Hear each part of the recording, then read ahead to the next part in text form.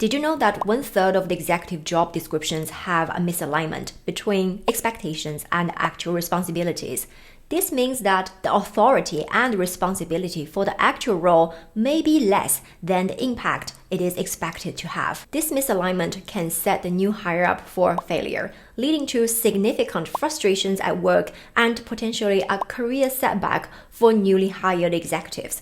In this video, I want to share with you how to effectively read job descriptions and ensure the alignment with the actual responsibilities. And you will learn the steps I took to increase my chance as the global vice president, which was a position I transitioned into from outside of the company and relocated from China to Belgium. In case you're new here, I'm Tiffany. In this channel, we talk about all things to help middle management get executive positions. So if you want more content on this topic, be sure to subscribe and click the bell button to be notified when I post new videos every Thursday. Now let's get into it. When a company decides to hire a new executive and is open to considering both internal and external candidates, it typically engages a recruiter to manage the search process. The recruiter plays an important role here in defining the position and identifying and communicating with the potential candidates.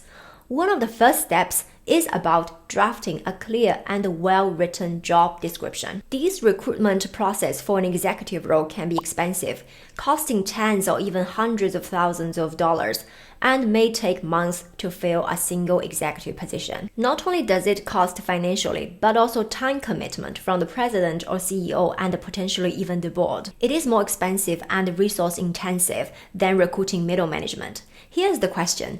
Is it reasonable to expect that the higher investment in executive search would significantly improve the chances of success? And the data shows a different story.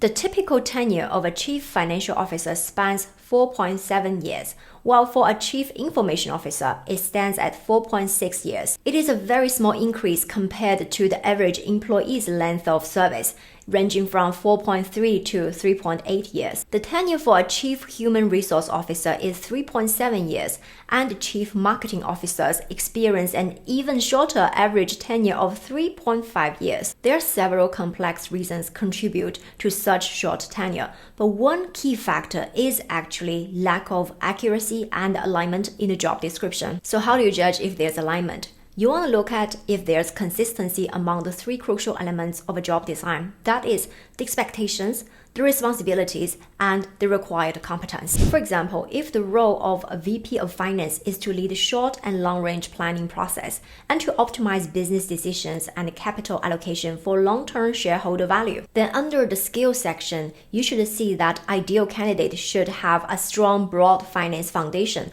with demonstrated knowledge and track records of financial statement analysis, income statement, balance sheet, and cash flow experiences. On the other hand, misalignment happens when the job specification states that a VP of finance role is expected to lead IPO activity, yet it does not require the ideal candidate to have a previous track record in IPOs. In a well-aligned scenario, executives hired for roles have experience performing the job and are given the responsibilities to meet expectations. However, the reality is that many companies struggle to achieve this alignment, and this leads to potential inefficiency and mismatch in their hiring process. A recent analysis of 185 job descriptions for CFO, CIO, and CMO roles revealed that 33% to 41% degree of misalignment among the various aspects of the job. For example, expectations, responsibilities, and competence required. 1 in every 3 job specification, there was a misalignment between expectation and responsibilities.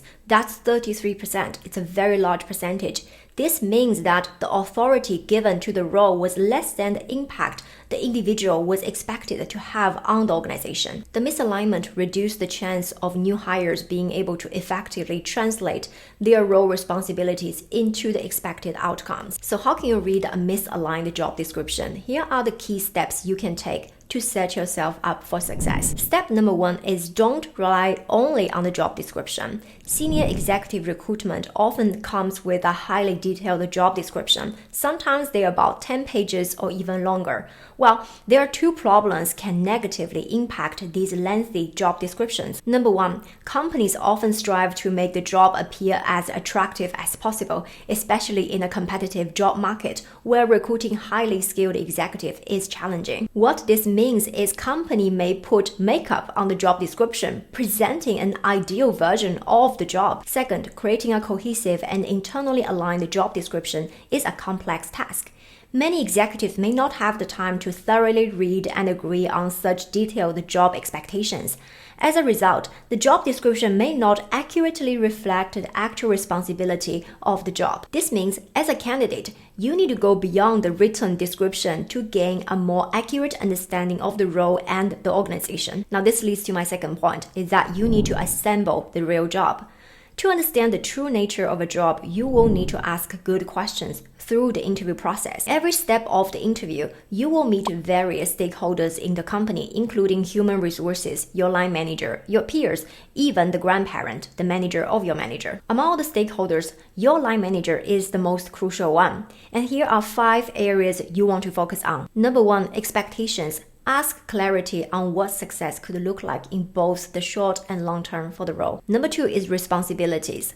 Ask the concrete problems the role is designed to solve, requesting specific examples if your line manager was being vague. Number 3 is resources allocated. You want to understand the personnel and the budget. Next is stakeholder. You want to identify the key stakeholders influencing the role's success.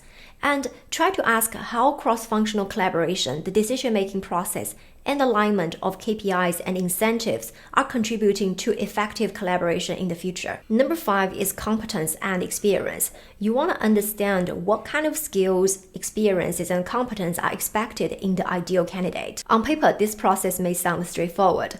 The reality is that interviewers may become defensive if they are uncertain about the answers, and different versions of the response from different individuals may show you that there is a lack of alignment and clarity regarding the role. If this happens, you will actually start to see the company's culture, management alignment, team dynamics, and communication practices. When I was interviewing for the Global Vice President of Communication position, the job description was actually clear on the job mission, success, but reading it alone was very difficult to understand the internal dynamics and processes for achieving these goals. So during the interview, I focused my question on decision-making process because the organization operated in a decentralized setup. So I asked about how decisions were made here, given the special structure and culture.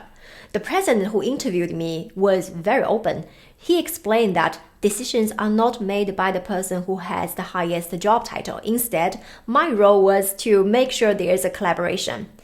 Interestingly, he put it really bluntly. He said, if you have €1 million campaign need a decision, your role is to make sure you invite the right people in the meeting room, provide them with an agenda, and make sure lunch is served. His openness was really helpful because it also aligned with my collaborative leadership style and my ability to influence without authority. However, the same context can be very frustrating for someone who is used to fast-paced or chair-decide decision-making culture. The next step is to draft your own job understanding. Based on your research and all these conversations through the interviews, you want to write a short version of your understanding of this job using the 5 categories stated above: expectations, responsibilities, allocated resources, stakeholders, and required competence and experience. So you really need to understand and align your leadership value with the company's dynamics and culture during the interview process. Then summarize your own understanding. Be as specific as possible. This will help you to crystallize the key job attributes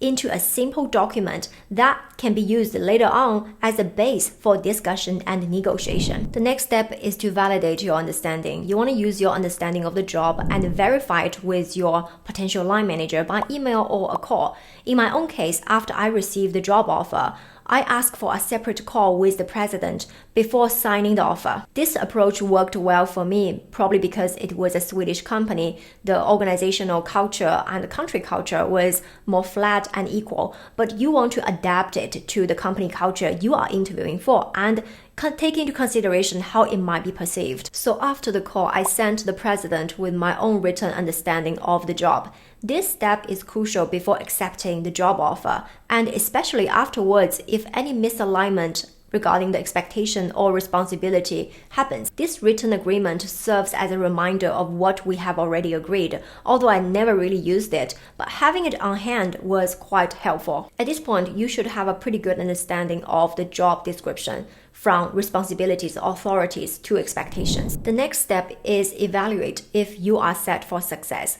Once you understand the actual job, the next crucial step is to understand whether you are set up for success. For example, if a chief transformation officer is expected to develop and execute transformational strategies, including integrate new technology, foster innovation, manage change, collaborate across departments, mitigate risks, measure performance, develop talents, ensure regulatory compliance, and maintain a customer-centric focus. Then later on, he discovered the actual job is making proposals on PowerPoint, while other members of the executive team have the authority to integrate new technologies. They have the budget to invest in digital infrastructure and the team to execute the plan. Or the chief transformation officer doesn't have a seat even in the right cross-functional forum, where the actual actions and resources are decided. This misalignment can lead to challenges and frustrations from day one. This step is a significant moment, as executive candidates often fail to evaluate whether this role is designed for success. The next step is to assess your own fit. This is the final assessment, and it's difficult and requires your own honesty. How well do your competence, experience, and track records prepare you for this job? What makes this challenging to determine is that candidates may indeed have all the required skills. However, the worse the fit, the greater the risk. I know many of us want to go outside of our comfort zone and reach for a stretch role. But this can also set you and your organization up for real frustration and career setbacks. Not long time ago, one of my colleagues was assigned the role of transformation leader, but unfortunately, she was not set for success in this position. She was lacking strong soft skills to influence, in particular on forums where she didn't have the direct authority, and she failed to build relationships with allies. She struggled in the leadership position. With her confidence get hurt in some of her initiatives, she became more focused on things that she was already good at, but not necessarily contributing to the success of these roles. For example, she was putting together extensive PowerPoint presentations for transformation strategy proposals. And she focused on KPIs and conducting benchmark activities. However, through these projects she leads, she finds it difficult to progress without getting the consensus from other cross-functional team members. Ultimately, the challenges led her to burnout, and she left the organization and the job. The next step is to negotiate for success.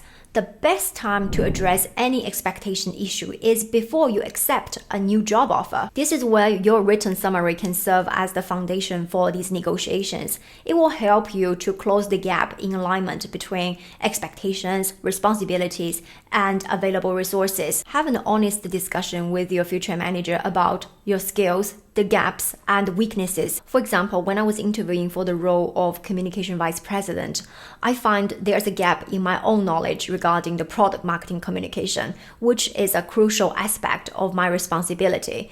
But I have never done product marketing before. So to mitigate this, I requested critical resources before accepting the job offer. Then in my case, I asked for a direct report with the experience in our products and is very familiar with all the product marketing leaders. This person focused on planning the launch process, marketing communication calendar, and collaborating cross-functionally with engineers, production team, and as well our marketing managers to ensure we have a smooth product launch with our support. The last step is to document and share the final job description. Now, if it is the case that the job is renegotiated or the job expectations are realigned, you want to update and finalize your own job summary. And not only that, it plays a crucial role in making sure you get a fair income increase and job promotion if the scope change or expand significantly in the future. This document serves as a reference to mitigate future conflicts or misunderstanding cross-functionally about the job scope. I once coached a leader. When he was hired, he was managing a team of a single-digit size with a senior director responsibilities. Over the next 3 years, his team became 4 times bigger and his responsibility kept expanding, while he was fully qualified for the promotion to the vice president position. But the lack of a written agreement in the beginning led his manager to assume that he could keep expanding the role without adjusting the income and the job title. This situation resulted in huge frustration and resentment for this leader. If you are serious about your career advancement to the senior executive level and you want to make sure your next move is fulfilling, submit your applications to the 1% Academy program where I'll be coaching you. Go to inspiremyday.org/apply or click the link in the description below to book a free strategy call with my team or myself to make sure we're a good fit to work together. For now, I will leave you with this video to learn the 5 best career advice that made me vice president. I'll see you there.